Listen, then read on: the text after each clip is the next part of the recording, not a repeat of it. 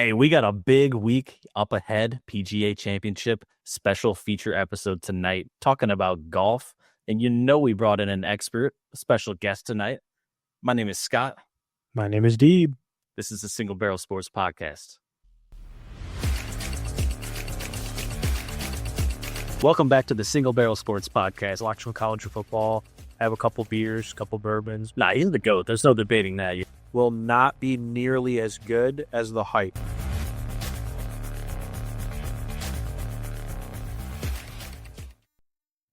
Yo, episode 23. Boys, what's going on? We got a special episode for you tonight, PGA Championship style. We did a Master special last time. We got a special this time. What's going on, Scott and Trent? We're going to welcome a guest here, Trent. But what's going on, Scott, first? Hey, man, we're vibing. Very, very busy. But it's a good time to be alive. Sports are kicking. We got championships and playoffs all over the place. And I'm really excited to learn more about some more golf stuff tonight. I picked up a lot of knowledge from the Masters when we did that episode, so I'm really looking forward to this one and having Trent on here to get, just the opinion of another golf enthusiast tonight. So we're rocking and rolling, man. How are you? I'm doing pretty good, man. We're going to talk a little bit about this weekend because it was pretty special, and I actually got to see Trent this past weekend. So, Trent, you and I go back pretty far. So you are, one of my close friends that happens to be the brother of one of my best friends. And so I know you and I have known each other for quite some time, probably since like middle school or high school, I feel like. Oh, I would, if not earlier than that. You and Kyle have been hanging around since the early days. So been knowing you for a while. And I know that you've been really into golf, and, we golf with each other on a golf trip once a year. So it's been really cool to, kind of just share that. And we figured that you were really interested, I think, when you saw the Masters episode and you said, hey, I'd love to be on and talk everything golf. So what's been going on, man? Tell me a little bit about what's been going on with you, and then we'll talk a little bit about the Memorial Golf outing from this past weekend. I mean, yeah, you said it yourself there. Finally outside playing golf after however many months inside. So super stoked to finally be getting around to that. League started up a couple weeks ago for us. I don't know about you. I know you got into the league there a year or so back. So no, just happy to be thawing out, finally playing outside. And like you said, the Memorial, couldn't have asked for better weather for that. I mean, sunny and 70. Perfect day to celebrate one of our good friends. So, just super stoked to be here and super stoked to talk some golf as always. So, and I know, Scott, you also have met Trent as well, kind of through the friend network. So I know it's maybe been a little bit since you've seen him, but I feel like you guys have shared some memories for like birthdays and stuff like that, and bachelor parties, or I don't even know where you guys have seen each other, but I feel like you've seen each other for sure. Yeah, memories, libations. We've had a lot of good times together. So happy to have Trent on here tonight. And if nothing else, I got a chance to catch up with him a little bit too, because I haven't seen you for over a year, probably longer. Yes, sir. Yeah, we got to change that, right? Yeah, I'm trying to come back, man. I want to come golfing. I want to come golf in Michigan here soon. And if I will, he's trying to figure out where we see each other. It's usually to celebrate your birthday. Yeah. That's usually the gathering point. So we quit celebrating you. We quit seeing each other. So that's true. Yeah. Need to definitely hit the links though. I haven't done that yet. So, and I'm trash. So just to throw that out there, but I'll have fun with it. 3 beers per 9 holes is my mantra. Oh man. So I know we mentioned the Memorial Golf outing. So for those of you that maybe have listened in or have heard, we've been planning Memorial Golf outing over the past few months for our friend Josh, who passed away last year after his battle with cancer. So golf was something that all of us shared together. Josh was really good at golf. He played in college. He was a golf fanatic, big Tiger Woods fan. That's why I got to rep the Sunday Red, of course. And so we had a Memorial Golf outing this past weekend to honor him, raise some money for a charity. So a charity that donates to families who go through cancer, and they actually helped him and his family out during his battle. So Trent, what'd you think of the Memorial Golf outing? I mean, let's just talk about, just an absolutely insane turnout, I would say. I mean, just a slammed house. I think we had 36 teams, so 2 teams a whole. Raised a lot of good money for a good foundation, and just got to share a bunch of memories about Josh, and just having, I think, all the guys that we grew up with in the same place for the same thing was, more than what we could ask for. So it was a perfect day, perfect outcome. I don't think we really could ask for anything more there. So, and of course, the competitive factor. Um, it's pretty anticlimactic. We tied, so Yeah. nothing crazy there. A couple of 9-unders in the clubhouse, but God, just a perfect day, perfect result, and looking forward to the next one next year. I mean, you can only make it better. Yeah. And I thought it was cool too because it was the day after his birthday. But I think next year, they were saying that it will fall on his birthday, Oh, nice. because it'll be on a Saturday, so that'll be really cool. But I do want to start this out, Trent, with an icebreaker because I want people to also get to know you since you're a guest to the show. So, what would you say? You've played a lot of golf, but what do you think would be like the most memorable round or course that you've ever played, and why would you say that? I'll make it easy for you. So I actually last year had the pleasure of going to visit one of our other good friends, Travis, who was doing an internship down at John Deere. So right in Illinois, Iowa line. And I had the pleasure of playing TPC Deer Run. So that's where they host the John Deere Classic. That was like my first tour course that I've played. So that was exceptional. And talk about a cool experience. So it was just me and Travis that made the tee time. Kyle and James were going to come originally, my brother and one of our other friends, and they Mhm. backed out last minute. So we ended up getting paired up with two random guys. The guys we got paired up with, they were members of the course. So I think getting to do it with members made it a little better, in my opinion, because I was like, I don't know. I'm a pretty good golfer. I was trying to reason with them. I was just like, but I don't know anything about the course. Dude, you just got the ultimate experience with British guy. So even better. How can it get better? There you go. This incredible British guy was a member at TPC Deer Run, got in our group, and just every hole had, you should hit this shot. You should hit this shot. So I got to play it at probably like one of the coolest moments, like just got paired up with the coolest guys. And I mean, just talk about a dream day. Beautiful course. And I mean, reasonable, like $170 or something to play a tour course. So, I mean, who's going to gripe about that? So that was Nice. incredible. And I want to say it was just 2 weeks after they had played the John Deere Classic there too. So it was in pretty pristine condition. So that was incredible. Wow. That is really cool. I didn't realize that you had actually played that when you went out there. I remember Travis, I think he had invited me, but I was like on a work trip or something. And I was like, oh man, I'd really love to go. But I didn't realize you guys played that. But that sounds like a really cool experience. Yeah, that sounds dope. I've never played anywhere nice because my golf game is not good. And so let me I want to ask you guys this because this is like my ultimate insecurity. As somebody who doesn't feel like they have a strong golf game, I don't like to feel rushed either. And I feel like my biggest insecurity is whenever I'm trying to finish a hole and not playing well, and there's people in the tee box just staring me down like hawkeyes, just staring right at me.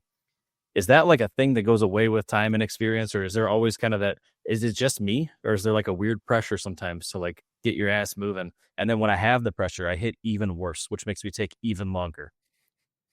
What do you think, Trent? I don't know. I mean, I am like I like to play quick. So I'm on kind of the different spectrum of you, but at the same time, when you're out there playing a public course per se, and you're getting pushed, I don't like it. And so I'm like with you, but like if I have the choice, I'm probably the person that's pushing you. Mm, Like that's, but like I totally see the side where like people feel rushed. And I would say like for me, it's just like I just forget about it because we're all playing at a public golf course. So it's mhm. like I think you have just as, I mean, don't get me wrong. I'm a big pusher of, I feel like for amateur golfers, just accept double par. Like if you're playing Yeah, a par that's fair. four and you're on the green in 10 shots, pick it up. Like who cares if you That's make fair. it Yeah. three or two putts, that's how I am. But at the same time, I can totally align with the guys who like to take their time. Like I don't think there's any problem with that. Yeah. I think that's some good advice because when I'm at like stroke 8 or 9 on a par three and people are just looking at me like, bro, I can literally make this in 2 hits. Like, what are you doing? Yeah, I probably should just pick it up and move on.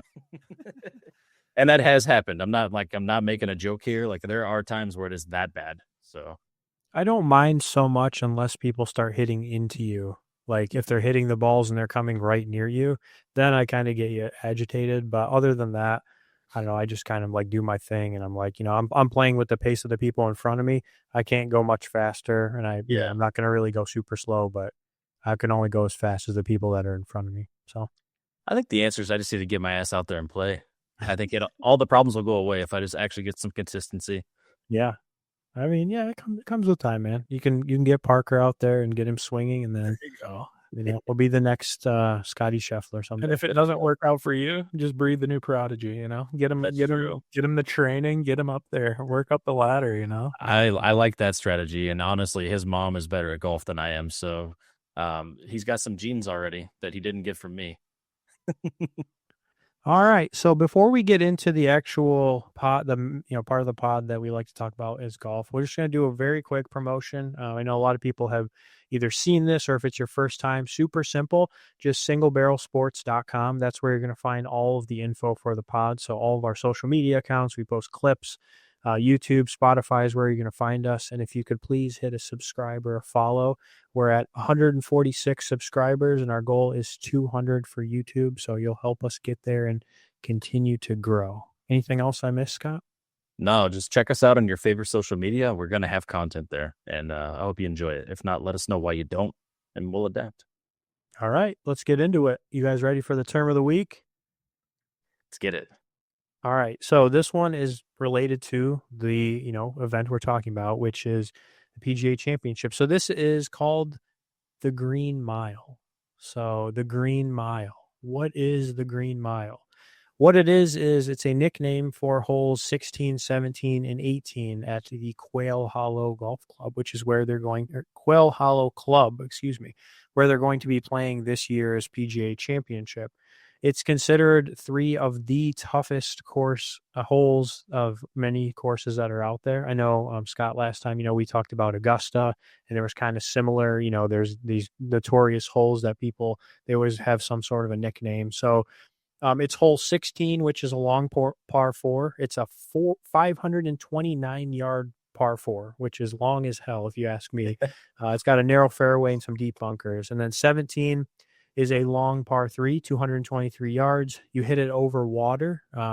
It is, I will show an image in just a second here, but man, is that a scary par three to hit over the water there. And there's really not a whole lot of room to make a mistake if you're trying to get a par, maybe even a birdie if you're lucky.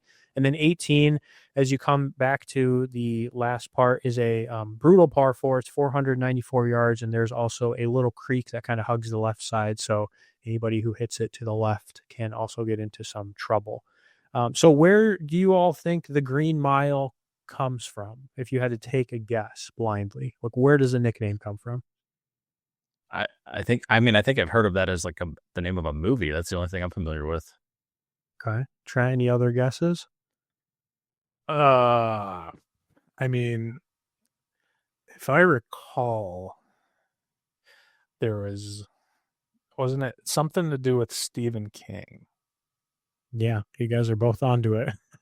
So yeah, it was a 1999. It's a Stephen King novel and a film, so it's actually a book and a movie. But it's called The Green Mile. It's actually kind of funny, or not funny, I guess, kind of cryptic. It's a death row inmate Yes. who walk a long and like just grueling stretch to the electric chair. Okay, I thought that it was about the electric chair. I just didn't know about the walk part of that. Yeah. So basically they just, named it after that long, grueling walk to the electric chair. But in golf, it's to the clubhouse, right? Or maybe to the championship. That's morbid, honestly. Yeah. I can pull up an image well, hold on here. I don't think I have the image, but if you just type in the Green Mile pretty much on Google or like Instagram, people can see a picture of it, but it is no joke. So that is the Green Mile, and people don't tend to score very much on the Green Mile. It is a critical part though of this. And if you're going to win the championship, you got to play well. That's Any tough. other? Right at the end too. Like you could have a lead going into this and just melt down from what I'm hearing here. Yeah. Yeah. Then that has happened before. I think they said that the scoring average on the holes are like 11 or almost 12 total, which is not good. It's like if you compare it to other holes on the course and just in general other courses, that's not a great scoring average.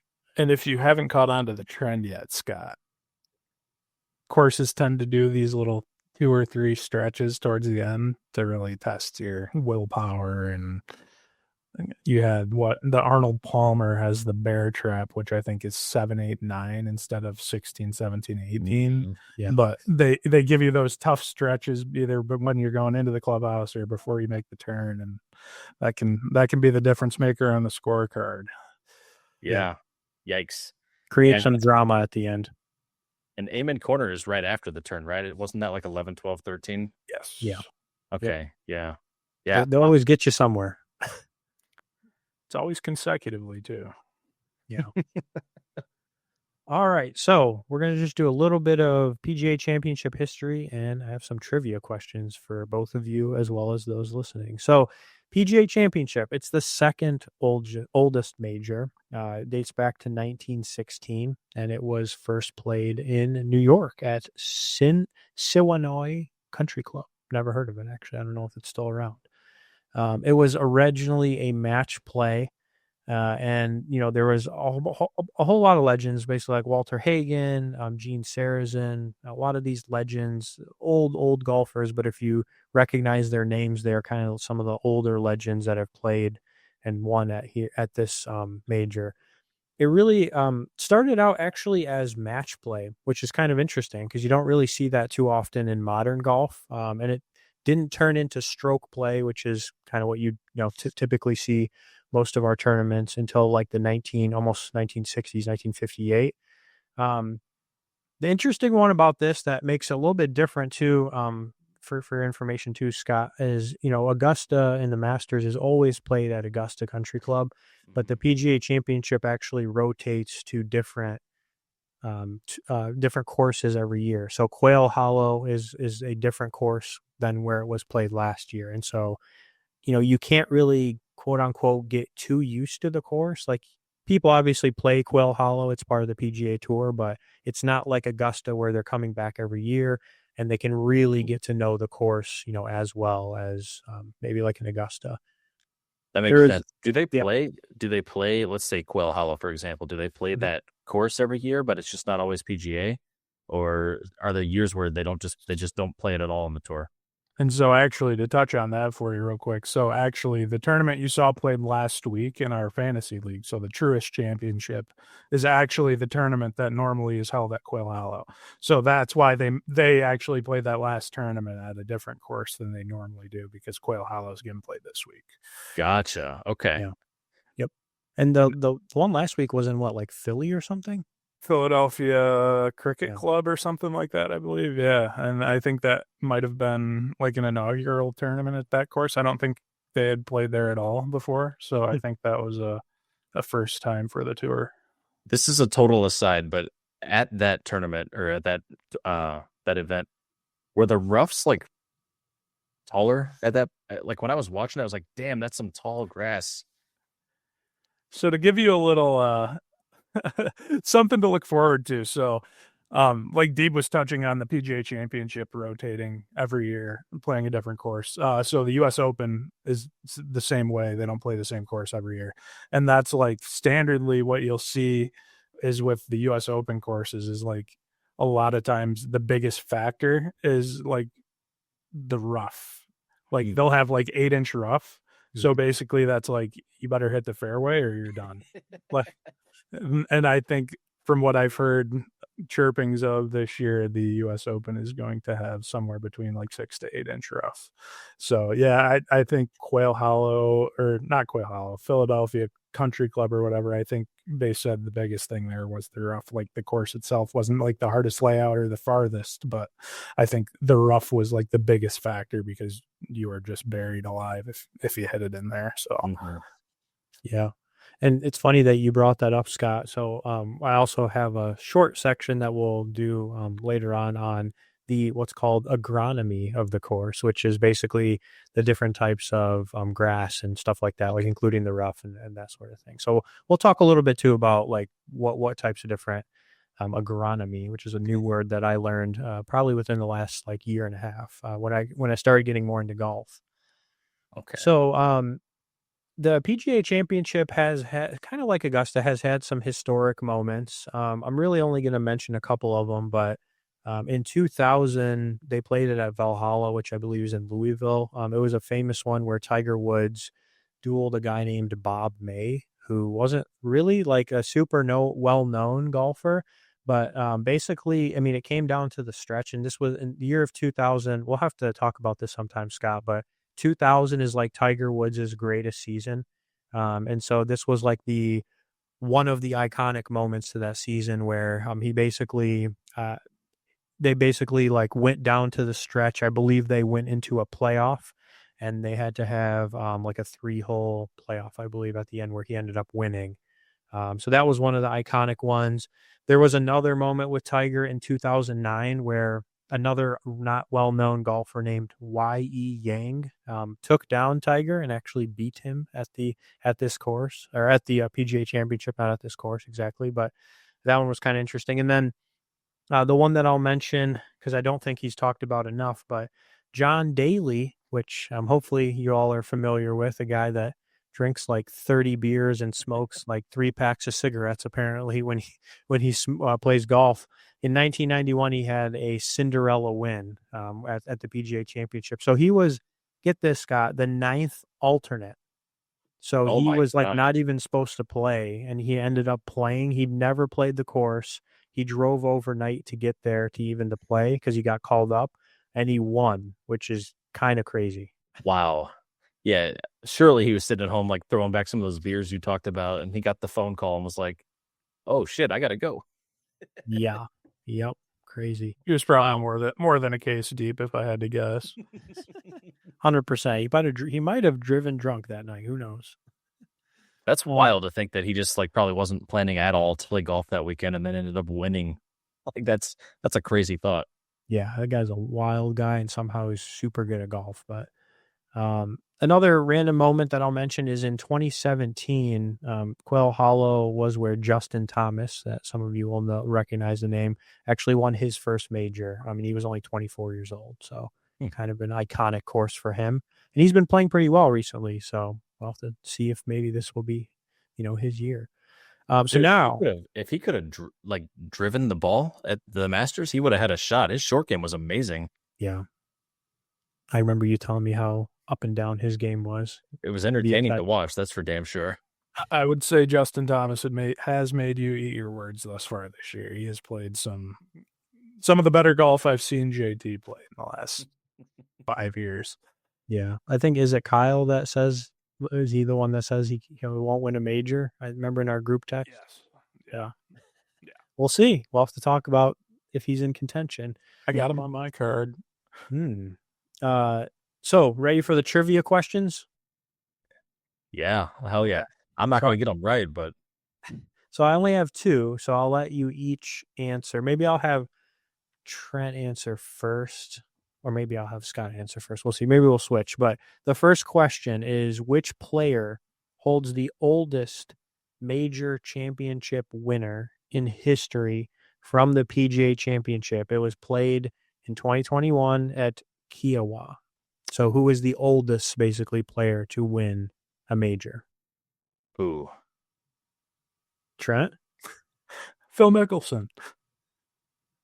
Scott? See, and I have no idea, so I'm just going to throw out Fred Couples. Well, one of you was correct, and it was Trent. Phil Mickelson won at age 50, which is kind of crazy, actually, if you think about it. And if I recall, I think it was only, I want to say like 1 or 2 under par, if I remember correctly. My mind serves me. Yeah, I think it was 1 or 2 under par. which is crazy because a couple weeks ago they were like 30 something under par. If you saw Scotty playing that one course, Oh yeah, you and he know, crushed that course. yeah. So you can tell how more challenging it was. All right, second question: which players rank number 1 and number 2 in all-time most wins for PGA championships, and how many did they win? That's a good question. That's a guess for me. I would say I'm gonna go Gary Player. Okay. And how many do you think he won? Let's say 5. Okay. What about number 2? Number 2 is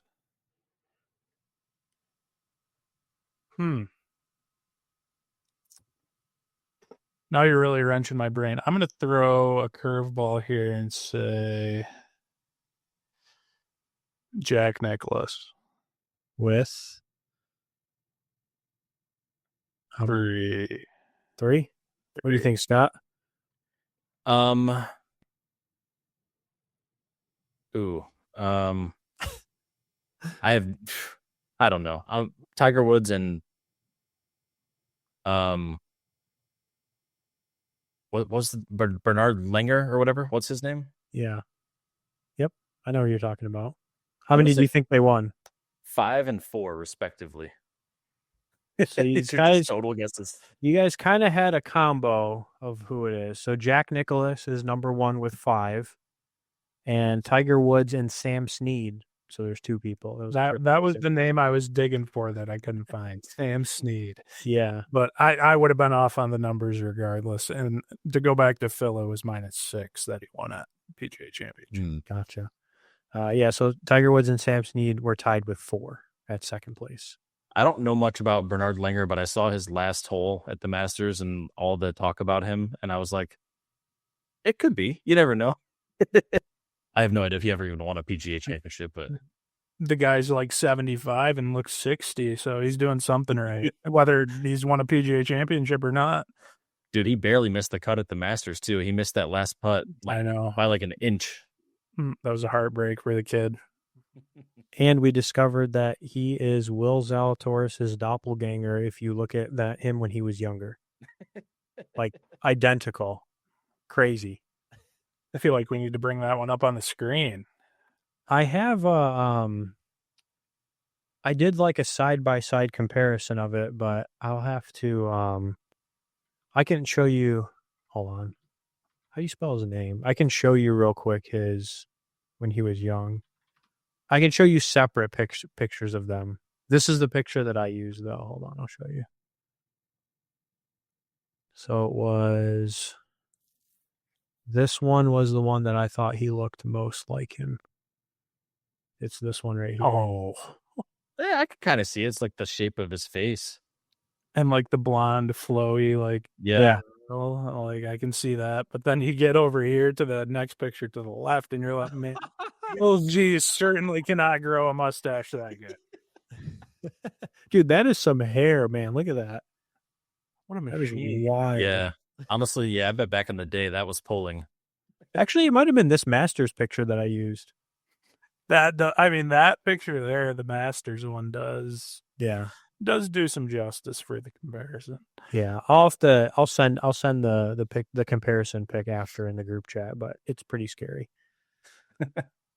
All right, we're going to do our field and course breakdown next. So I'll talk a little bit about the course, and then we'll get into some, field breakdown. So pretty much talking about the players, our thoughts, etc. But just to kind of give you a general rundown of the course, it's a par 71, 7,626 yards. The Architects was originally designed by George Cobb in 1961. And then there's been modifications since then by, guess who? Arnold Palmer and Tom Fazio. So Arnold Palmer obviously is a very well-known golfer. Some of the notable features that you'll see if you're watching or you've seen Quail Hollow in the past is you have tree-lined fairways. You also have some strategic bunkers that they place. So the bunkers are pretty challenging from time to time to get out of. There's also some water hazards, which we kind of talked a little bit about with the Green Mile, that you really have to be pretty precise. The course also has several renovations that they've tried to pretty much just make it a little more difficult over the past few years. So they lengthened some of the holes. They have also redesigned some of the greens, which you see from time to time. And it's definitely one of the tougher courses. That's obviously why they're trying to play the PGA Championship here. So, Scott, this is going to be maybe your favorite part here of the agronomy. So I'm going to give you a little agronomy lesson, which basically agronomy just basically, I actually asked my wife this the other day. I asked her if she knew what the word meant, and we kind of talked about it. But basically, it's just what kind of grass do they have in different sections of the course. So the greens are what's called champion Bermuda. So they're ultra fast. They're very hard to putt on, and they're basically made for warm weather. So when the weather is warm, as you'll see in Charlotte, North Carolina, which is the location, they are going to be very hard to putt on. The stimp meter reads 13, which, if you're not familiar with that, the stimp meter basically is a measure of how quick the greens roll. So the higher the number, the faster that they're going to play, and probably the more difficult, obviously, they're going to be. The fairways and the tee boxes are what's called 419 Bermuda. So they're thick, they're tight types of grass, and they basically allow for long rollouts. So if you're a good player that hits into the fairways, you're going to get a bonus because it's going to roll for you when you hit those drives.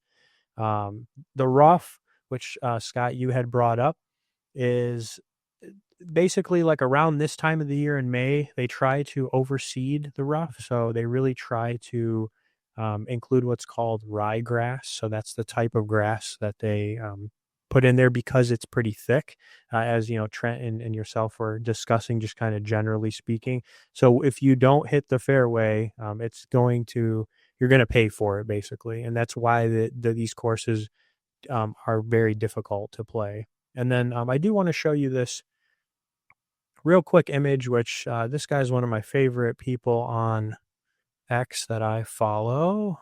He actually has a nice little tweet here about the agronomy. So as you can see there, he says 50-50 mix of Bermuda rye on fairways. The rough is going to be 90% rye, 10% Bermuda. And the rough is 2.75 inches. So there you go, Scott. You can kind of get a comparison of, it says it's possible to grow to 4 inches, though, by Sunday, which I don't know how the hell it'll grow that much. Wow. So that would mess with me, like for it to be nearly twice as long in the same event just a couple of days later. Yeah. I don't know how the hell they get it to grow almost like 1.25 inches. Have you checked the weather lately, Dave? Rain? I think they're expecting rain. Like, it's been raining. Yeah. I live 2 hours away. And Saturday. So that's the preview for the weather this weekend. I think is rain day before and then 2 days in. So should make for an interesting weekend. Yeah, and I'm sure they really fertilized that baby, or they've been fertilizing it. So there you go. There's the growth. Lastly, 156 players, which I know, Scott, you thought was kind of interesting. And so the cut line is again after 36 holes. So we'll get a cut hopefully on Friday, but if it rains or we get weather delays, it could kind of, just depend on that, as well. We'll get a cut line eventually, basically. Hey, 156 is not like a sharp cutoff number there. I'm only 2 hours away. You think they'd let me go hit? I don't know. What do you think, Trent? I think they'd keep you contained behind the ropes, Scott. They'd tell you to come back another day, I think, unfortunately. But I think that would be deserved, probably. Yeah, And we're then, not all that lucky. Ron Close also posts this nice course history. He has really good, if you guys love golf and you have X, I would definitely follow Ron Close. He's awesome at posting all sorts of stuff about each week. But basically some of the history for Quail Hollow, it's the 5th most predictive annual course. So some courses are pretty unpredictable. This one is actually more predictable than what you'd think. It's a tough course, but it's more predictable when you compare it to others. Some of the data he has in here is from 2017, from when the last PGA championship, I believe, was there. And then he didn't include all the data because some of it was before they did like a major renovation. So he has all sorts of images. I'll just kind of show you here, what you get when you take a look at the data he pulls. But he basically shows you all the players that are playing and where they have finished at Quail Hollow in the past. So gives you kind of an idea of, an average finish. If you're a stats person, you can see their stroked gains on all sorts of things. And to kind of give you a little more clue, even you could go back to last year's Truist Championship. I believe Rory McIlroy was the winner. They did play Quail Hollow that year also, and he came in the clubhouse as the winner by 5 strokes at 17 under. So it's not the hardest course they're going to play all year, but I think he won at 17 and the next guy was 12. So, I mean, you get those steep fall offs, and you feel like Rory probably had, a couple of days where he was shooting the lights out and kind of taking advantage of his distance and his ability to move the ball. So I think you're going to see some guys that have a little more advantage than others, especially I think with distance. I think that's going to be a big thing this week. Accurate and long is going to go a long way, I think, for you. And also, obviously, like Deeb said, with it being like a 13 stimp, the ability to make putts is going to be big too. So, kind of a testing point to see how well rounded your game is. I feel, kind of test you in every category. So Trent, just to give people an idea too, with like a 13 stimp on the greens, what would, for an average golfer, like if you were to putt on that green as an amateur, what would that feel like? I'll give you the realest comparison I can make. So last February, I had the pleasure of playing at a resort in Arizona. We got to the first tee box, and the ranger was giving us the rundown, telling us how the course was playing. And with this big shit-eating grin on his face, he looks at me and Wyatt, one of our other close friends, and he goes, "Yeah, they're not rolling too fast today. They're rolling about 11. And I mean, me with my golf knowledge, knowing what stimp was, and I looked over and saw this grin on this guy's face. I was like, I don't know if he's trying to be funny or if he's joking around with me. But needless to say, I got to the first green, and that's probably the weakest point of my game to begin with, is my putter. I mean, it's for amateur golfers, I feel a lot. That is the hardest part. Yeah. And to put it into perspective, we get to the first green. I had about 15 feet. And I want to tell you, I tapped the ball. I was above the hole downhill, and I gave it a 5-foot putt, like from 15 feet, and it went 10 feet past the hole. So I think the comparison you could make is that it is almost like putting on a black ice. The ball doesn't stop. So to see, how these guys can roll it and control speed is, I mean, it would be nearly impossible, I feel, for an amateur golfer to truly get a feel.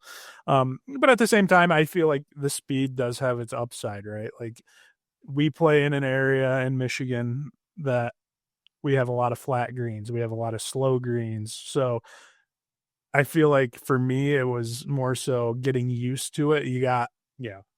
As you played a few holes, you got more used to it. And the ball actually rolls like far more true, and like you can actually truly read it because it breaks. It's not like here where you hit it, twice as hard and it doesn't break at all. Yeah. So I mean, it definitely has its upsides, but hard, yes. Yeah. Yeah. And I think the average, well, I mean, I'm talking kind of generally, but what is it like? The average stimp is probably like an 8 or a 9, maybe, for most I would public say courses. most public courses, 8 or 9. You get to your higher end semi-private kind of stuff, you might see 10 to 12, but I mean, that's rare for us for sure. Yeah. Yep. There's a course or two in the area where I live in Michigan, West Michigan, where I'll have to look up what it is, but very similar to what you're describing. The greens are like unreal, or you just hit it and you're like, there's no way that just went that far. Like, what?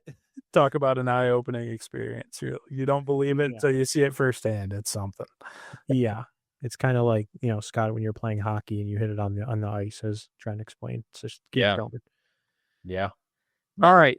Yeah, that's the only way I could understand that. So let's talk field. Let's talk about the who's playing, what our thoughts are, and start to kind of discuss. I think what hopefully most people are here for is talking about what's going to happen and our thoughts on the actual golf. So first, I'm gonna break this down into some categories. Okay, so we're gonna go category by category, give some general kind of players who we think are maybe in those categories. We can talk a little bit too. I think I pulled some odds and DraftKings salary. So if anybody out there is playing DK or was looking for lineups, we can kind of give you some info on that. But first category we got to start with is favorites and contenders. So so far I'll kind of name a couple different people, and you all can, name others if you'd like, but maybe just let me know what your thoughts. But obviously we have Rory, who's coming off of the Grand Slam. So obviously he's been playing, I think I saw, is he the new number one in the world too? Was that recently? Yeah, that was from Roto World, I think, said that he was number one. Okay. So it probably depends on where you look, but we got Rory playing very, historically this year and in the past few months. Scotty kind of had a little bit of question mark, I would think, because last year he was playing so well. And then, I mean, not that he's been playing bad, but picked up his first win a couple weeks ago and really just blew everybody out at the Byron Nelson. You also have, others that have been in contention, like Bryson, who obviously we saw at the Masters was in the final group but couldn't lock it in. I think he just won two in Korea, I believe, for Live. Xander, the defending champ, so he's been playing pretty good, but he's the same Xander who won two majors last year. Of course, we have Ludwig Aberg, who's been playing as well, very good. Kind of had a little breakdown at the Masters at the end. And some other people that come to mind are maybe like Morikawa, Rahm, and JT that we mentioned has been also playing well. So, what are your guys' general thoughts on who do you think would be favorites or contenders? Is anybody in that list or anybody else that comes to mind? Trent, why don't you start? I'll piggyback off of you. I'd be happy to.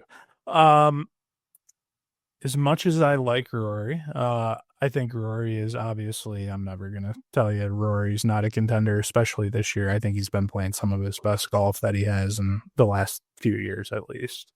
Looks kind of invincible right now, but after that showing from Scotty at the Byron Nelson, like Deeb said, I think you might see a clash of the Titans, if you will, between those two. I'd like to see that. I think everyone would like to see that for the general golf population.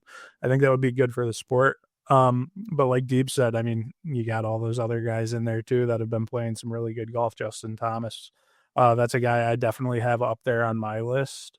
I think the smaller names, if you will. I think there's plenty of guys, though, that have obviously, like we've stated prior to this, a lot of guys that are here have, I mean, basically everyone that's here has played this course at some point throughout, whether it be the regular season of most tour years or, a rotation to this course for a major in the past.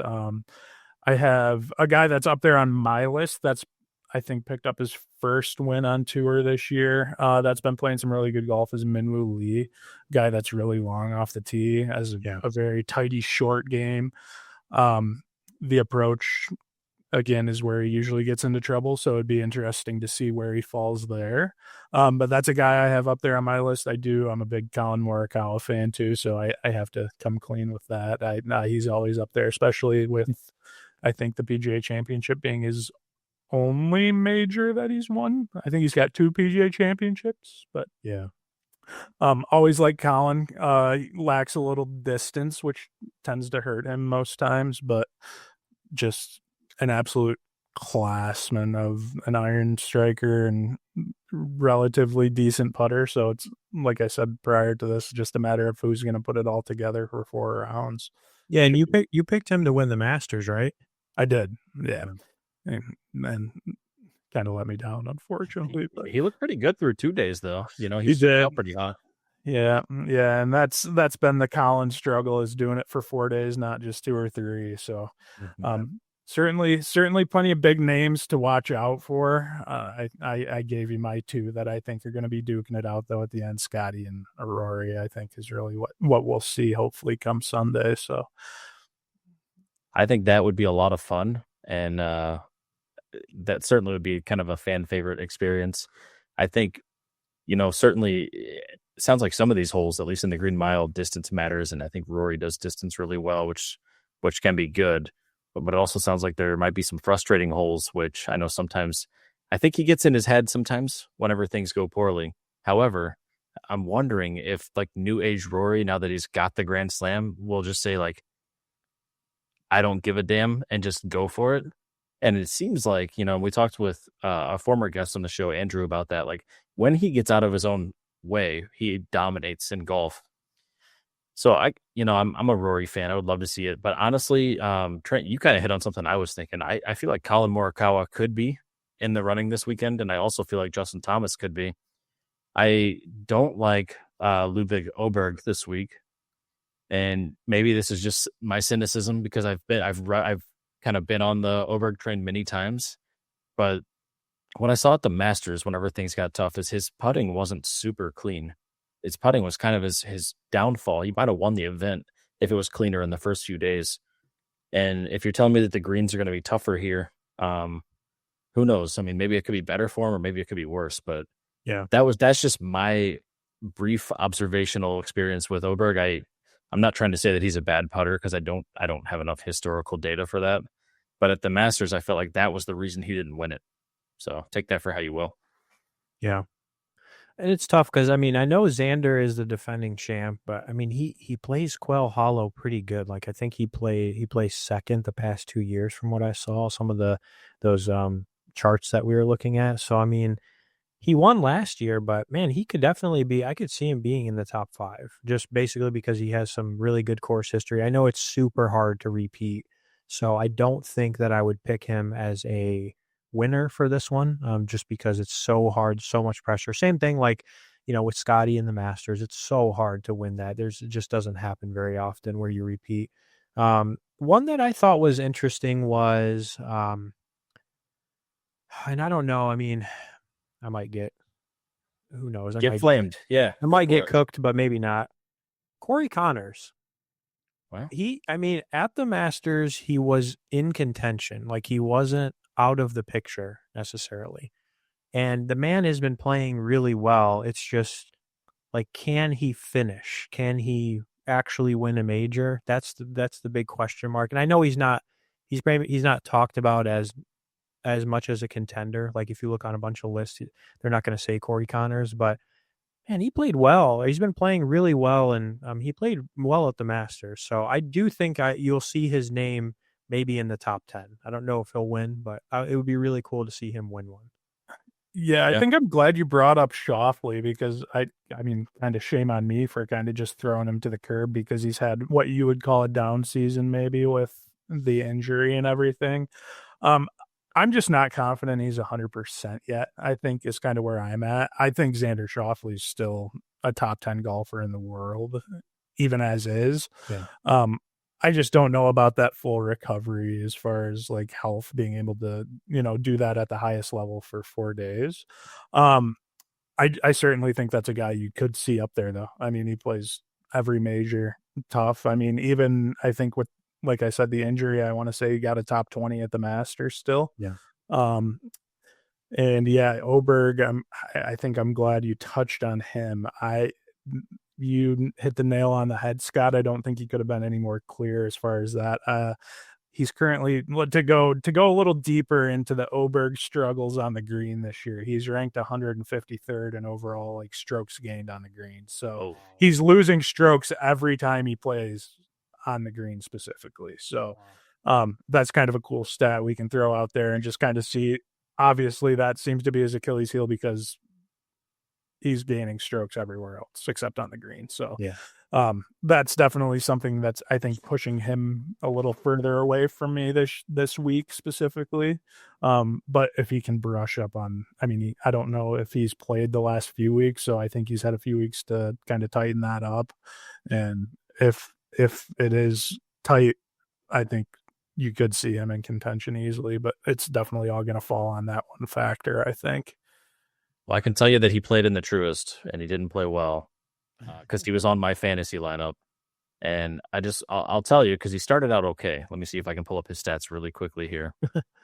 He was -4 on day 1, and then he was +1 on day 2, +5 on day 3, and then -1 on day 4. So those middle days crushed him. At least he got you points on Sunday, Scott. You know what? You're damn right. He wasn't Justin Rose. Yeah. So what about Bryson? You guys sleeping on him? I'm not sleeping on Bryson, and I think he might make top 5. I could see that. I can't envision him winning. And I can't even put a reason for why. I just don't think it's going to happen. I mean, he has some reasonable course history. Obviously, he doesn't play Quail Hollow as often since it's not a major, but I think he finished 9th in 21, 4th and 18th, and the last PGA championship he finished 33rd. So, okay, not he's in kind of in contention, top 10, but has not got like a second or anything. So certainly not a guy I'm ruling out. I mean, it's Bryson DeChambeau. The guy's kind of a freak of nature when it comes to golf. So if he's clicking, he's definitely going to be up there. Not my favorite guy. I'm not, as I may have mentioned already. I'm kind of an anti live guy. So I mean, it doesn't mean I'm not a Bryson fan by any means, because I think he's kind of made a better face for himself doing the whole social media YouTube thing. I think he's become far more likable than he was in years past. But I think definitely a guy to watch out for as far as I'm concerned. So, question then, if you take a look at the DraftKings salaries, which I know you guys can see what those are, on the list of the people that we have there as the contenders or some of the ones that we've talked about, who do you think is the best value pick for the salaries that we have listed there? And you're talking for these top contenders that we've been talking about, right? Yep, for the contender. Yeah, for the list that we kind of, the general people that we've discussed. I know Corey Connors is not on the list, but. Yeah, I think the bargain buy in this situation is either Morikawa or Justin Thomas, in my opinion. Yeah, I would say current form, easiest guy to hit value. Like, I think it says, Justin Thomas is 9,600. Yeah. And I think that's a guy who, as far as fantasy point wise, has been averaging upwards of like over 95 points per fantasy event. Yeah. Getting Justin Thomas at 9,600 is a steal for a guy who has a couple PGA championships under his belt already, a guy who's been playing some of the best golf. I think value wise, Justin Thomas is definitely the number one guy, and it makes it so difficult to seeing Scotty Scheffler at is it 13,000 I think this year, or 12 this week, or 12,000? Might be 12. I want to say I think you're off a K here, because I'm pretty sure I made my lineup yesterday and I think he's 13. Maybe he's 13. Have it listed at 12. Yeah, I might have updated too based on the week. And I'm bought in. I'm 13.0. Right. Oh, 13.4. Oh, wow. I am bought into that, but it's Scotty Scheffler, people. Come on. Wow. That's but yeah, and honestly, that means Rory's probably a little higher too than 11.8. I think he was 12.2. I think when I just looked, I would say I think they're only a few points apart on average as far as like overall finish. So I think your value is between. I think Justin Thomas is a steal at.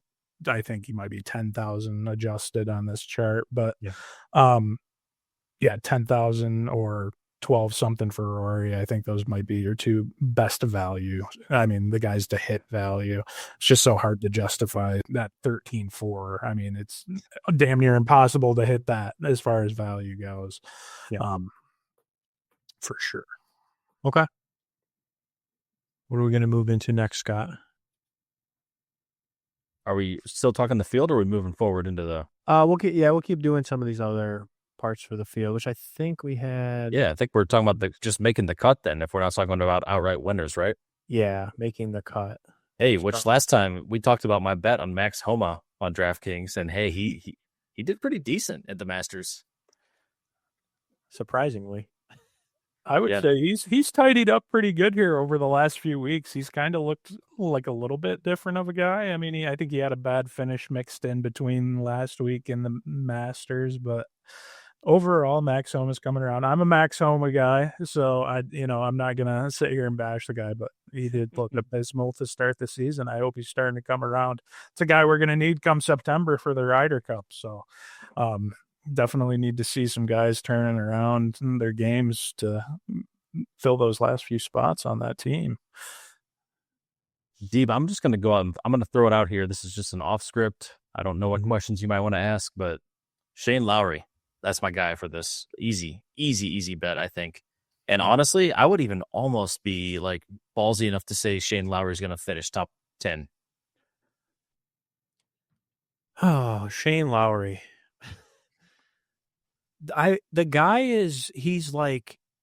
He's really good. It's just, I don't know. There's something like he can't get over the weird hump of not. And this is more like, I guess, me thinking about him winning. Do I think he'll make the cut? Absolutely. I think he definitely has a great chance of making the cut. But do I think he's in contention? Maybe top 20? I don't know. What do you think, Trent? I'll be honest with you, not a big Shane Lowry guy myself. However, I can't discredit somebody who's extremely talented at golf. Shane Lowry, let's put it this way. Last 5 finishes at the PGA Championship. So not even Quail Hollow specifically, but last 5 at the PGA Championship. T6, T12, T23, T4, and a T66 in 2020. I'm going to put Shane Lowry in my top 10. I don't think he'll make that top 5 mark. I like hearing the top 10, though. That means I'm on to something here. Yeah, no, I'm totally on board with that, and he has been, I would say, towards the peak of his form this year too. The big question mark for me is not necessarily his history on PGA Championships. It's more Quail Hollow. Course history. Yeah. If you look at his finishes, he was 47th last year. He missed the cut the year before, 65th the year before, 34th and 48th. So his average finish over the past few years has been 58. And which is hard, right? Like, because you want him to do well, but I'm like, he hasn't played this course that well. Yeah, that's fair. And I'm not looking into it super deep, but Shane Lowry per se, I feel like might have had maybe like a little more weight on his shoulders per se those years too. I don't know where he sat on the as far as like OWGR or FedEx points to get into majors. Yeah. So there could have been that added stress too. I feel like Shane Lowry has been, I mean, in almost every tournament, they have those signature events now where it's, the top guys. He's at everyone, and I feel like his name's usually in the top 10 of the leaderboard. So current form, I'd put him there. Again, with the course history specifically to Quail Hollow, not the greatest resume by any means. Yeah. But where was he at as far as his form goes those previous years? I don't know. I haven't done the research. Yeah. Couldn't tell you. But as of right now, I'd put him there still, I think. I'm gonna go the opposite direction. I'm gonna say he misses the cut. Okay, that's fair. That's gonna be my bold prediction of this section, is that he misses the cut. Hey, you heard it here first, folks. Shane Lowry misses the cut. Deep said it here first. It's kind of unexpected, but okay. So here's what I'm gonna do. I'm gonna name some players, and I'll go back and forth. So I'll give one to Trent, one to Scott. You tell me yes or no. Do they miss the cut, or do they make the cut? Okay. All right. So Max Homa, Trent. Miscut. Tommy Fleetwood, Scott. Ooh, he's a wild card. I'm going to say he's going to make it this time, though. Tony Finau. Hot take, missed cut. I was going to say that, too. Hey, we're in sync tonight. Yeah. All right, Ricky Fowler, Scott. I'm going to say missed cut. I would agree with you there, too, Scott. That would be my answer. What about your boy, Sahith Theegala? Even hotter take, made cut. Ooh, all right. What about I got a couple more here. Jordan Spieth. I would say yes there. Yeah, he played good last week. He's talk about a guy who's come back around a little bit this year. Ultimate praise to Jordan Spieth, because that dude's a complete head case most days. But his game as a whole has looked so much better this year. And Jordan's a guy I like too. Just complete 180 as far as like performance. Definitely good to see. Yeah, Patrick Reed. Ooh, I told you this earlier. I saw when I looked at the charts, Patrick Reed has the best average finish at Quail Hollow. He just hasn't played there in 2 years. Mm-hmm. So I would say he's going to make the cut. He's been playing decent golf. Jason Day. J-Day doesn't age. Made cut. That dude is like the ultimate just major cut maker. I'm all in on him. He's making it. And then last one, Justin Rose. Oh, this was easier after last week. Yeah, you know what? I agree with that. We're gonna go with no go. He's gonna miss the cut. Yep. Totally biased, but yeah, I'm gonna say miscut too. Hey, almost won the Not a big Masters. Justin Rose. Hey, So he did almost win the Masters. What did he do last weekend, Dave? That's fine. He withdrew, and I think he shot even +7 and then withdrew, Deeb, if my memory is correct. yeah, I picked him. Thank you, Justin Rose. But you better make the cut. That's okay. See, Tagala shot +8. You got to remember, okay? It's one worse. All right, sleepers. So, who are the under radar players like Justin Rose was in the Masters, who you think maybe have a best chance to either make a run or, will be kind of in that top 10, maybe even in contention? Who comes to mind for you guys? Yeah, I'd be happy to answer. Definitely a guy that's been high on my list for the last couple of years as I've kind of watched him ramp up. Russell Henley. Just a guy who, like I said in the beginning, I think what it's going to take here specifically is doing everything kind of above average off the tee, approach, short game. And I feel like Russell Henley is just a guy who does everything slightly above average. I think he's one of the more well-rounded players we get to watch right now. Kind of that older style game, just kind of easy going, quick to the ball, takes his cut, and usually the result's good. That's a guy I like a lot this week for sure. I'm gonna go with Aaron Rye. I think he's someone who's, and I'm not even gonna quote stats, but I've been seeing his name a lot lately, and I got to watch him a little bit over the last couple of weeks, and I think he could be a potential sleeper this week. And I'm also gonna just throw in my boy who's let me down all year, but Tom Kim, bring it home, boy, bring it home. I knew it. Don't do those hot takes, Scott. Just for the record, I will not be picking Tom Kim for my fantasy team again, but you never know. Maybe he'll bring it home. You never know. So, okay, Aaron Rye played well the first day or two at the Masters, and then he kind of faded away. So I think, he's been playing well, but he showed some promise, so I could see that. Russell Henley, man, I really wanted to believe in him at the Masters, and he just shit the bed. And I was like, come on. Join the club of guys that picked him, Deeb. Dude, just like he just lets me down so much when I pick him. So high on him this year too. I was what are we doing? Man. Well, and what was it? The Players Championship that he won at the beginning of the year too, or play? Oh no, not the play at Sawgrass. Yeah. And that was just talk about just a front to back, just masterclass of how to just get it done. I mean, there was nothing flashy about it. He just played 4 great rounds of golf, walked away with a trophy.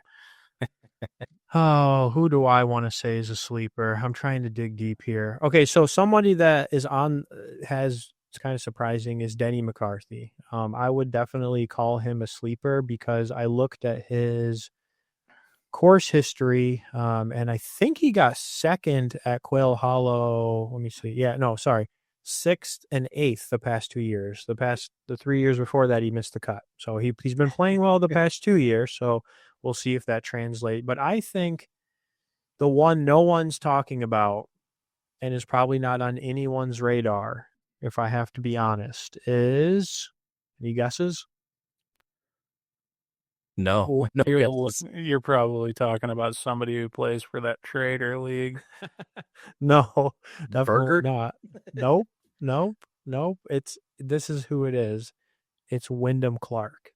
Okay, he has struggled, so I get that. He has not been playing the best, but he has won at Quail Hollow in 2023. So he has shown that he can play this course. He hits the ball long.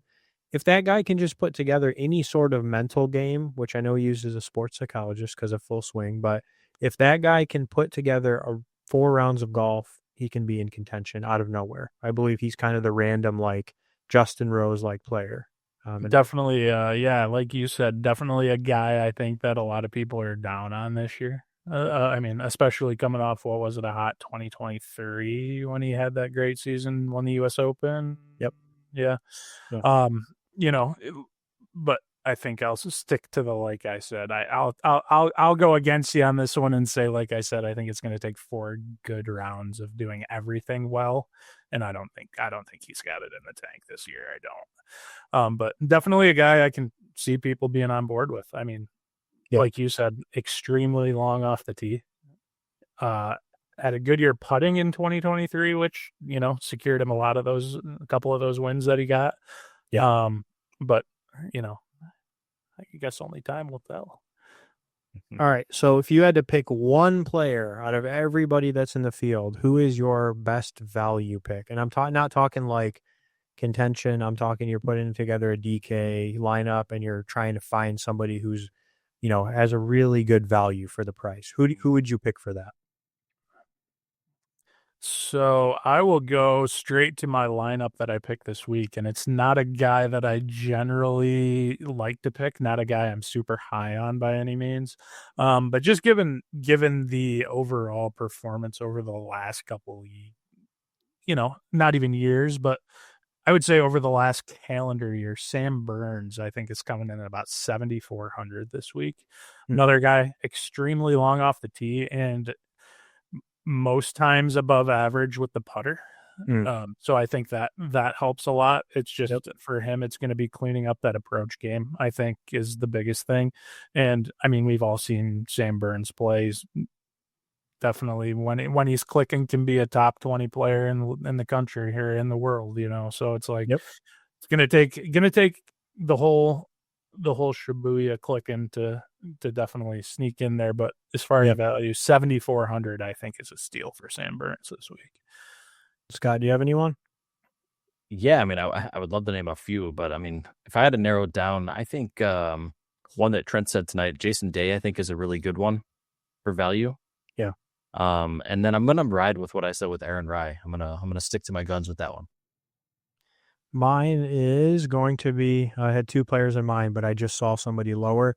JT Poston, 6,400. 14 out of 15 made cuts. 2 top 10s. It's pretty good. Crazy value if you're looking for it. All right, then we'll just do this one quick since I know Trent's an anti-live player. But who do you think out of any of the live players at least has the best chance out of the group? Bryson, yeah. I think he's the only one, in my opinion. I think it's Patrick Reed. Well, I think Patrick Reed will put on a show, but I think Bryson's the only one that has a chance to win. Also, no one mentioned Brooks Koepka.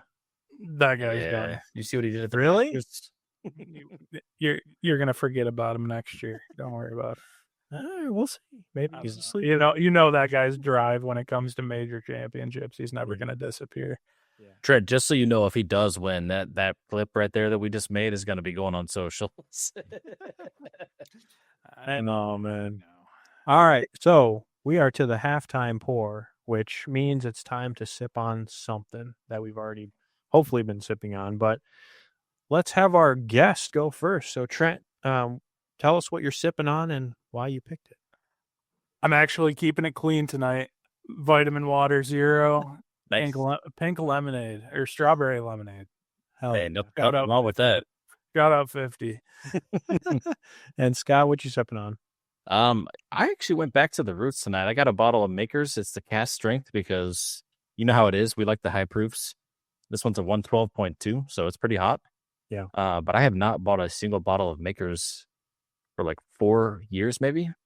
Wow. It was not even the last time that you and I went to the Bourbon Trail. It was the time before that was my last bottle that I bought. Yeah. So it's been a little bit, and I was just at the store. It was on sale, and I was like, you know what? That sounds great. We're gonna buy it, and here we are. 45. It was either 40 or $45 for a cast strength Makers. I'm like, yeah, let's go. You're looking for a DK value pick. I was looking for a DK value pick. So I have the Four Roses. I've had it on here before. The OESO. Damn it. There we go. It is a barrel pick from the distillery. It's very good. If you could find the OESO, highly recommend it. I picked it because, hell, why not? It's PGA Championship week. Let's put it that way. Hell yeah. And I believe we have a question of the week. Do you want to ask the question of the week, Scott?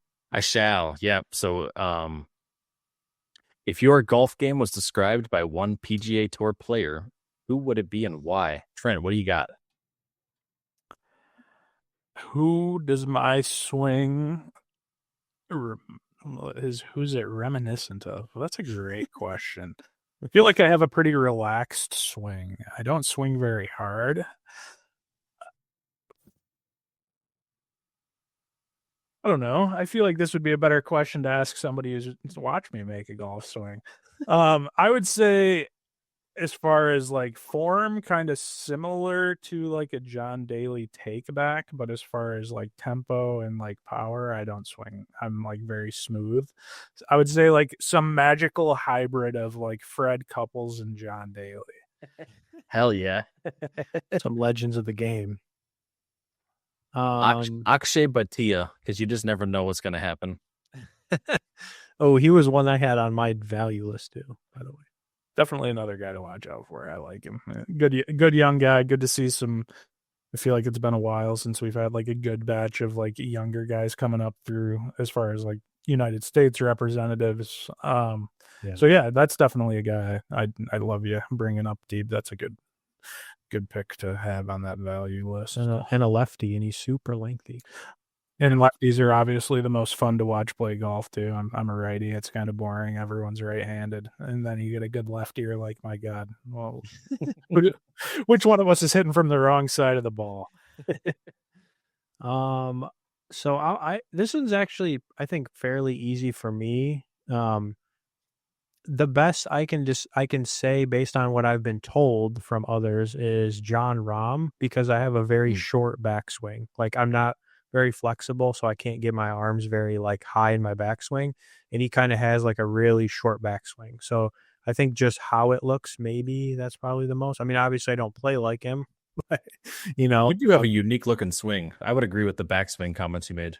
Yeah. That take back is short, just like your arms. Definitely, probably the closest comparison you can make. Yep. Do you have any, Scott? I mean, I literally have no form, so I couldn't compare it to anybody that's a professional. Okay, that's fair. I mean, just figured I'd ask you the question just in case. I need to get lessons, I think, because I honestly feel like if I had an actual instruction, I've never been told how to swing a golf club. I mean, my friends have tried to coach me, but then they often give me like conflicting advice, which just confuses me then. So I think if I actually like really focused on form, then things could really turn around for me. Yeah, that's what I did a few years ago when I started getting more serious, and it really helped me a ton. Like, I learned so much from just like 5 lessons too. It wasn't even that many. I mean, I'm like a lifelong athlete, right? And so I'm used to like practice makes permanent, which is a Noah phrase that you use too, Deeb. Like, Yeah. but I don't know how to practice when I don't actually have any foundation of, form. So, And that's definitely the hardest part with golf, is having any foundation goes so far. I mean, it's such a difficult game. I mean, Trey, you've seen me at the simulator in an Airbnb just whiffing on the ball because I had a few libations and wasn't using my own clubs, but also because I suck. I wasn't going to throw you under the bus like that, Scott, I do want you to know. I do want you to know when I actually play golf, it doesn't look nearly that bad, but it does still look bad. Hey, that's why we're getting lessons, right, Scott? Yeah, we're self-aware. We know what we need now. There we go. Well, cheers to that, and we will move into the tier list, which has become a regular. So we're going to do a PGA Championship special show.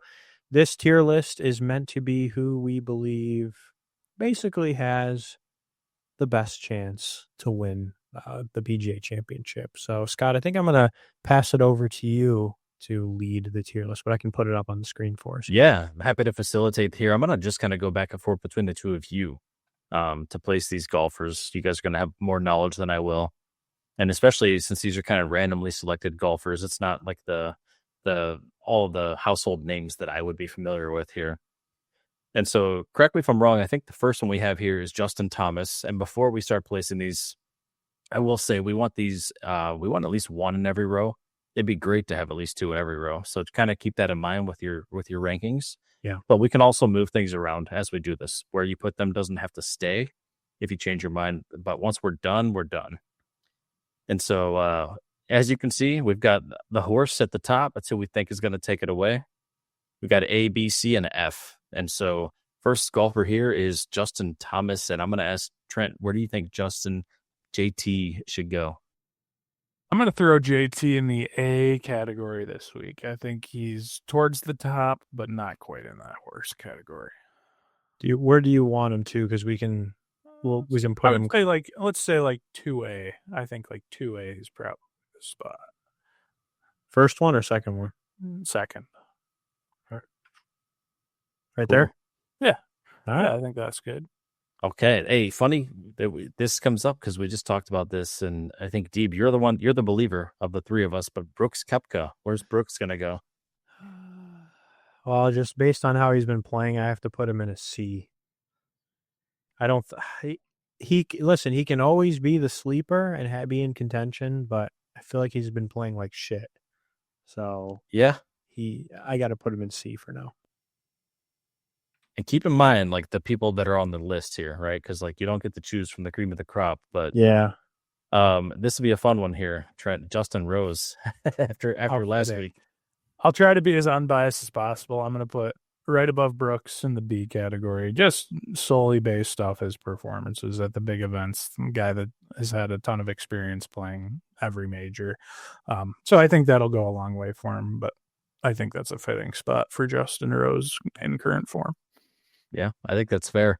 And we just talked about this guy a little bit earlier here, but Justin Spieth, Deeb, where are you going to put Spieth at? Or excuse me, Jordan Spieth. Okay. I was like, you mixed Justin Thomas and Jordan. Yeah. I'm pretty notorious for messing up people's first names for some reason. Oh, man. I'm just looking at the other people on the list here. I'm going to put him above Justin Rose in B. I think he's like a B plus to me. Like he could be in the A.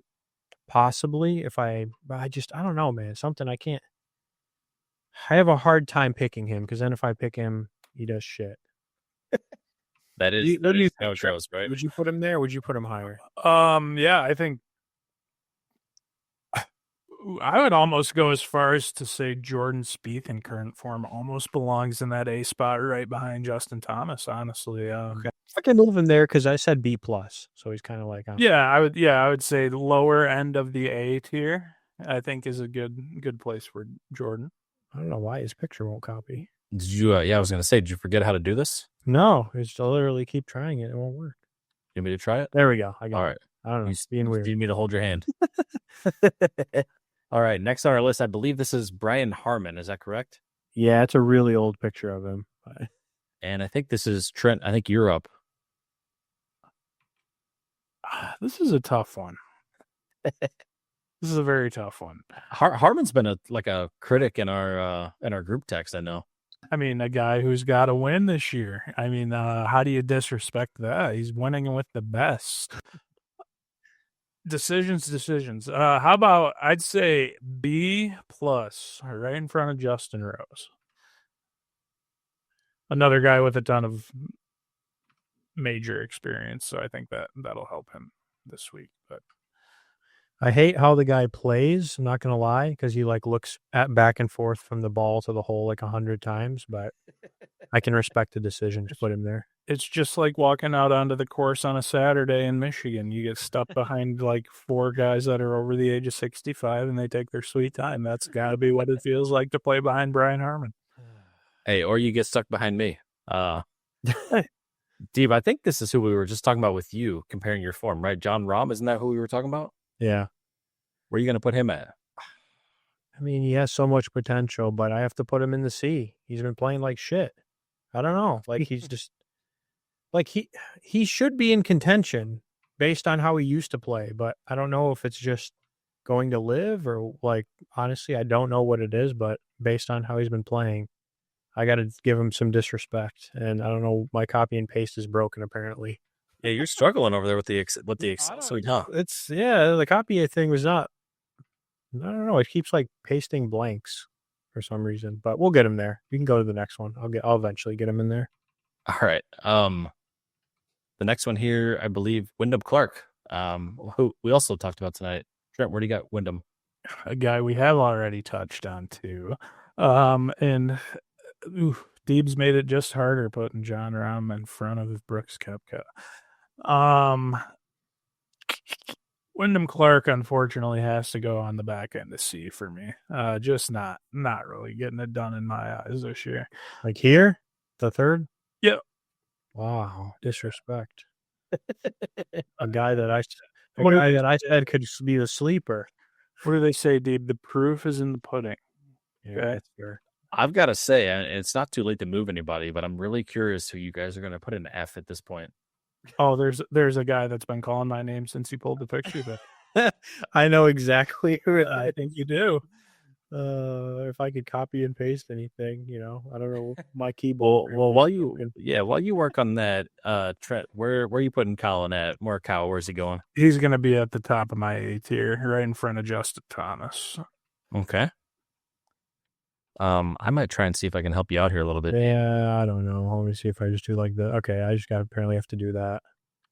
The keyboard thing's not. You have them in A where? I would say, well, how far back are we filling them in? You can go wherever. Yeah. See, I would probably, I'd put Colin right there. I think There? he's good there. Yeah, Okay. I would say. All right, let's put him here. All right. Who's next? Next is Scotty. Where's he going, Deeb?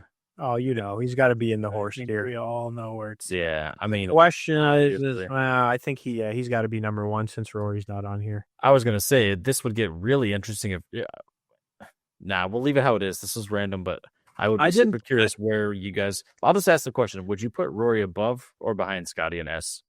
Deeb, Behind. Trent, what do you think? I second that. Okay. Behind. Okay. I will say from watching golf, I think that Scotty plays a more consistent game. But Rory is so polarizing where it's like when he's on, he will win. Yeah. And I think you're spot on with that. It's like if Rory's game is completely clicking, I don't think there's a single person that can beat him, to be honest with you. Mm-hmm. I really don't. But I don't know. Scotty's just so level-headed and just never lets anything get to him. He's just so hard to root against, I feel like, if you're a true golf fan. I will say, as someone who's only recently started watching it consistently, it blows me away every week how calm he is, no matter what is happening. He's always got the same, he has this aura about him. So, yeah. He did not used to be like that, by the way. No. Do you think the police think of him that way? No, he used to freak out. Like if you go back and look a few years, he used to throw clubs and stuff. Oh, like our buddy Tim. Yeah. Yes. All right, Tyrell Hatton. I don't remember who's turn. I think it's Trent. I think it's Trent. Tim. Yeah.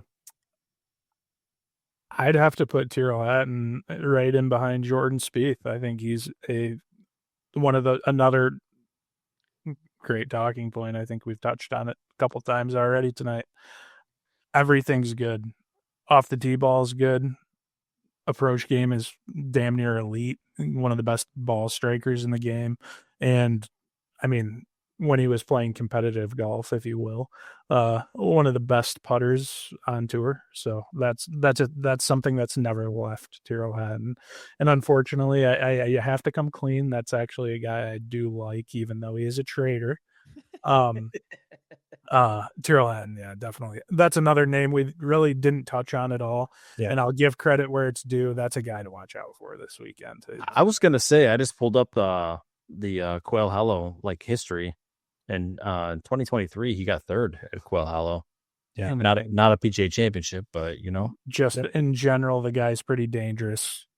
I mean, he does everything well above average. So definitely a good name to add into the mix. He played well at the Masters too, surprisingly. Historically good at the Masters, like you touched on. Corey Connors, another guy who's historically good at Augusta. Tyrrell Hatton's been in contention more than once there, and I think he could see it again this week. Yep. Hell yeah. Well, that leaves us with the coked out Phil Mickelson. Deeb. There's only one place left for him. I'll let Trent pick this one. Phil Mickelson is going to be my F pick. Extremely biased pick. No regrets. I was going to say there's got to be some bias with how enthusiastic that was. Yeah. Just I've never been a big fan of Phil, and I think the whole live thing just decided it for me. That was it. That's fair. Phil was my value buy on the Masters, and he let me down. Hey, I mean, he placed second a few years ago, which is crazy. Hey, and like we said at the beginning, oldest guy to win a PGA championship. So true. You never know. You never Never know. know.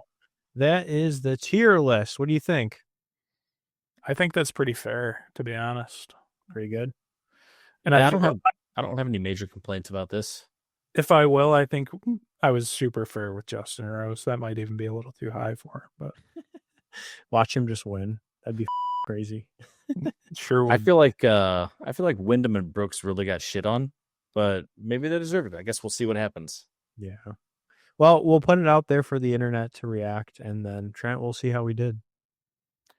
I think we're going to be damn near spot on. I think that's a good list. Hell yeah. I love the confidence. Single barrel picks. We're going to do a fun version of this where we're going to do pretty much a this or that segment, Trent. So I'm going to give you 3 categories. For each category, I got like 10 or so players that I'm going to go through. Basically, I'm going to say 2 players. You pick one of those 2. I will keep that player and then compare them to another player. And we'll just keep going down the list until you have basically who your, person is for that. So Let's do it. we're going to start with top contender to win.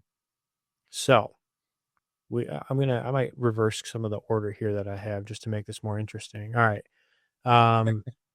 Brooks Koepka or Ludwig? Ludwig. Ludwig or John Rahm? Ludwig. Ludwig or Victor Hovland? Hot take, Victor Hovland. Victor Hovland or Xander? Xander. Xander or JT?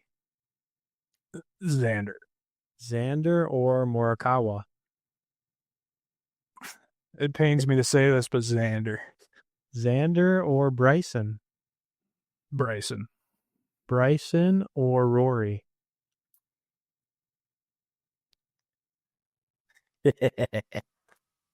I might end up shooting myself over this one, but I'm going to say Bryson. Bryson or Scotty? Scotty. All right, there's your top contender to win via elimination. Scott, you want to do the more likely to make the cut? Yeah, same situation here. We're going to talk about the most likely to make the cut. So I'm going to start with Akshay. Hold on a second. I'm looking at this. Is this correct? Okay, yeah. Akshay or McNeely? Ooh, that's a tough one. Couple of young guns, which again I like seeing the young guys getting thrown into it. I'm gonna have to go Maverick. I think Maverick's been playing some pretty good golf. Akshay a little rocky the last month or two after a pretty good start. So I'd have to stick with McNeely here. I think that's gonna be the one I pick. Yeah, I don't hate that. McNeely or McCarthy? Denny McPutts. I'm a big Denny guy. I'm a big Denny fan. Okay, hell yeah. Denny or Cam Smith? Denny. Denny or Jason Day? I'll be a realist, Jason Day, for sure. Okay. Jason Day or Dustin Johnson? Jason Day by a mile. This one's gonna be comical. But Jason Day or Phil Mickelson? Next, Jason Day. Day or Zalatoris? I got to stick with Jason Day again. Will Z's kind of been a little hit or miss this year, unfortunately. I think a guy also that's been ailing from injury, a guy I'd like to see come back around, but I got to stick with Jason here. Yeah. All right. So Jason or Siwoo Kim? Ooh, that's tough. I think they're both going to make the cut, but Jason Day again. Okay. I think this next one should be reasonably tough, but maybe you'll disagree. Jason Day or Jake Knapp?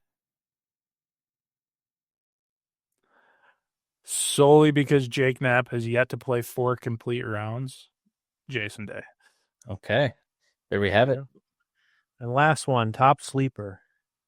Fleetwood or Cantlay? That's a tough one. That's a very tough one. Top sleeper. I think. So here's my thing. Tommy Fleetwood. That's a guy who's never won on the PGA Tour, which is absolutely insane because that guy probably pushing triple-digit top 10s at this point in his career. Yeah. Like, guy who's finished inside that top 10 so many times. I think you will see him finish better than Cantlay here. I think that is where I'm at. I'm a big Cantlay fan. I think a guy who's having a little rougher year than he normally does, though, and I think Tommy's my guy this week. I think I'm going Tommy. Fleetwood or Spieth? Oof. This is just in general, overall sleeper. Yeah. I think Fleetwood again. Fleetwood or Sepp Straka? This might be the hardest one you've asked yet. Ignore Straka's success last night. Screw that guy, dude. You know what? Thanks for talking some sense in me, Scott. We're gonna keep on the train here, Tommy. All right, Fleetwood or Joaquin Niemann? Fleetwood. Fleetwood or Justin Rose? Oh man, Fleetwood. Fleetwood or Tom Hoagie? I got to get off the train at some point. I'll go Tom Hoagie here. I like Tom Hoagie. I think he's a Carolina man, if I'm not mistaken, there, Scott. So we'll take Tom Hogue and see what he can get done. That's a guy who tends to kind of disappear, unfortunately, at the big tournaments sometimes. But it's a guy I'd like to see up there. So I think we'll go Tom. Okay, I was hoping you'd say it. I was hoping you'd say it. Tom Hoagie or Andrew Novak? Ooh. I'm going to go Novak. If I'm not mistaken, I think him and Ben Griffin brought the Zurich home this year, and Novak's been a guy who's actually kind of found his way into that value pick role for us, if you will, on as far as our fantasy league goes. Yep. I think that's a pretty confident Andrew Novak pick there. Novak or Thigala? I'm going to go Novak again, Thigala, even though I made that egregious choice when Thigala came up the last time. I think, Novak all day for me here. And last one, Novak or Matt Fitzpatrick? Kind of a hot take, I feel, but Fitzpatrick. Again, a guy who's had not the best season as far as his standards. And if you watched Full Swing, you know how obsessed that guy is with golf. Yeah. Oh, yeah. So I think the lack of success this year might have a little more drive for him when it comes Thursday. So we're going to go Fitzpatrick. All right. There's the single barrel picks. We're on to the 2-minute warning. We're going to rapid fire some questions at you with a 2-minute timer on the screen. And you're going to tell us what you pick. Ooh. Are you ready? Born for the hot seat. Scott, you want to ask the first one? Yeah, absolutely. So it's basically going to be like a this or that type question. I'm going to start this timer and hit you with the first one. Would you rather play the Green Mile or the Amen Corner? Amen Corner.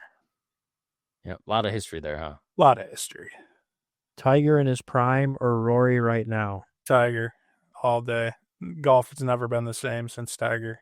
Unfortunate circumstances, but. Would you rather attempt to make a 15-foot putt for $100,000 or a 300-yard drive in the fairway for $1K? 15-footer. Ooh. Quite different stakes there, right? Play Quail Hollow once or get lifetime PGA championship tickets? I don't really care to watch. I'd much rather play. Okay. Fair enough. Would you rather the PGA championship be in May, like it is, or in August to make it later in the year? I just don't think August is feasible with their Ryder Cup and President's Cup falling in September. I think May is a perfect spot for it. Okay. Pressure putt on 18 or bunker shot on 17 at Quail Hollow? Pressure putt. Lord knows I can't get out of the sand. Come on now. All right. Would you rather have a 3-shot lead on Sunday or be chasing by 1 but with momentum? Chasing with momentum all day. Nobody wants to be 3 strokes up going into Sunday. Yep. Final group nerves or solo Saturday spotlight? I would say solo Saturday. I always get the pop up of Wesley Bryan playing that like 2 hour 18 the one time he got to play by himself, and that's a highlight in itself. So I'm gonna get that all day. Wow. All right. Would you rather survive the Green Mile or ace a par three earlier in the round? What's more impressive, right? I would say hole in one. I mean, come on. Even Yeah. though surviving that stretch of holes would be an accomplishment in itself, I think let's be honest, as golfers, we're all chasing hole in ones. So On the big stage, yeah, that makes a lot of sense. And that is it absolutely. for the 2-minute warning. So appreciate that. I know that's you're on the hot seat and there's some hopefully challenging questions to answer there, but you seem to navigate that pretty well. Definitely decisions to make, but who knows? Could be right, could be wrong. It's all opinion. Hell yeah. Well, Well, time. yeah, it is time for the last call. So this is where we wrap up our podcast episode, which has been a lengthy but very fun episode tonight. So just want to thank people for listening in. Trent, any last words you just want to have for people listening or things maybe we didn't cover that you want to cover before we shut it down for good tonight? No, I'd say we covered it all pretty darn good. I think we're all just excited to get to Thursday at this point, if I'm not mistaken. But no, I think we hit some good names. I think one guy that was on my radar that didn't get brought up. Don't know why. Brian Campbell, 5,300 winner, first time this year, and I believe finished inside the top 40 at the Masters. Just a random name to throw out there. Maybe keep your eyes on if you turn on coverage at all. But no, outside of that, had a blast just talking golf. I mean, who doesn't love to do that? Um, yeah, just thank you guys for having me on and just being able to disconnect from life and talk golf for an hour and a half on a Monday night. What more can you ask for? It is a pretty magical thing, man, when life's busy just to isolate from it and just dive into some sports, right? Absolutely. So I'll go next then since I already kind of started here deep and then I'll let you close us out. But Yeah. I just want to say, Trent, thanks for coming on. It's so nice always to have guests, especially people who are passionate about big real time events that are happening in sports. So we appreciate everybody who's always kind of following along with our sports journey and definitely want to shout out the people who spent some time with us talking these sports. So thanks for teaching me some stuff. I appreciate the opinions you have. It makes me feel a little bit validated in my own golf opinions. And yeah, we'll have to hit the lanes one of these days and we'll see how it goes. I'm not good, but it'd be fun just to play some actual outdoor golf and not be drunk in a simulator with you. I couldn't agree more, Scott. And I think, if we start celebrating Deeb again, or even, next time you're up our way, just a text away, we can hit the links anytime. Be happy to play. Hell yeah. So my last call is to say thank you, Trent, for coming on. I know we talked about this about a month or two ago, and appreciate your insights and your time. I think we tried to, mimic some stuff that we did in the Masters episode, but also change it up to give a little bit more insight on the field and, break some of that down, talk a little bit more about betting odds and that sort of thing with DraftKings and such. So hopefully people out there found it helpful. And yeah, can't wait for the second major of the year to see what happens. Other than that, guys, we're out.